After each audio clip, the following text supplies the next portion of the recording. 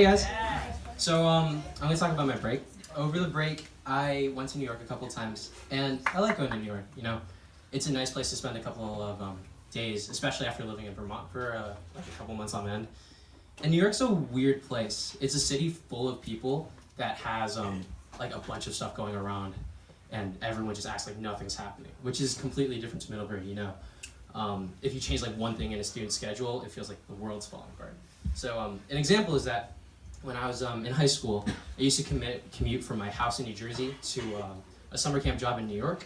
And the first couple of times I commuted by myself, I'd come home and I'd be like, hey dad, I made it to New York and back and I didn't run into any crazy homeless people, any rats, or any crazy homeless people trying to sell me rats. So high fives are in order. He didn't care. He just assumed that I was supposed to act like everyone was heads down, nothing was happening, which is crazy to me. They're not reacting to change at all. If you change the little thing at Middlebury, if you tell someone, oh yeah, so the girls closed at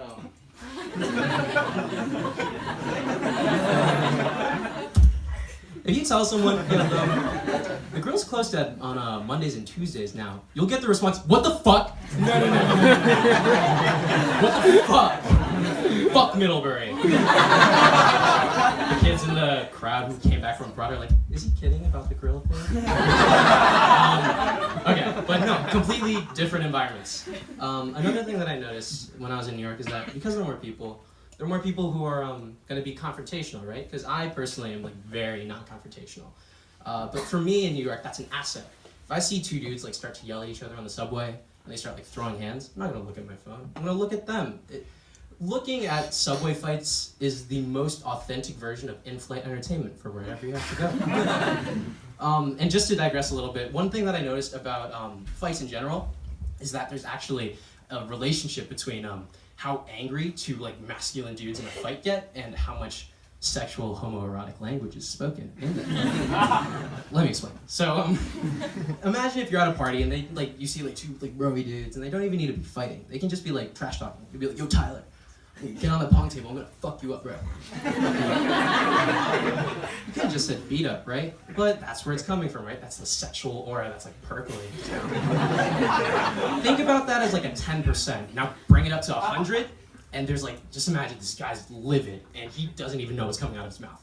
And like at some point he comes up to you, and he's like, bro, get your fucking hands off me before I put my fist in your dick. You'd probably be like, that's 100% right there. And at that point, because it's so sexual, you can take it either as a threat or as a pickup line. That's your choice. Yeah, so my one other New York story happened over break, and it's about how I mentioned I'm not confrontational. And I was on the subway, I was palling around with one of my buddies, and this guy is looking across the aisle on the subway. And I can tell that he's trying to look at me. And we make eye contact a couple times, which is apparently like a no-no on the New York subway. But I can tell towards the end of the ride where I'm gonna get off to my stop. It's like, he's gonna say some like mean, aggressive shit to me, right? So as I get up, I'm walking towards the exit, and he looks at me one more time, and he says, you have a beautiful smile. And I'm very non-confrontational, so I just say, yeah, thanks, man. And I get off the train. As soon as I get off the train, I'm like, wait a second, I didn't mean that, thank you. I just said thank you for him to stop talking to me. You could have said anything, I would have said, thanks, man. Probably could have said, hey, you got some long-ass hairs coming out your nose. I probably would have been like, hey, thanks, man. Like, but that got me thinking, right? He said a really genuine thing to me. And there's a blurred, weird, obscure line between what's very genuine and what's very creepy. Think about it. If you had a roommate who woke up every morning and was like, good morning, beautiful. The stars are aligned in every which way. That helps you achieve everything you want in this day. And I can't wait to hear about it when we come home. I love you.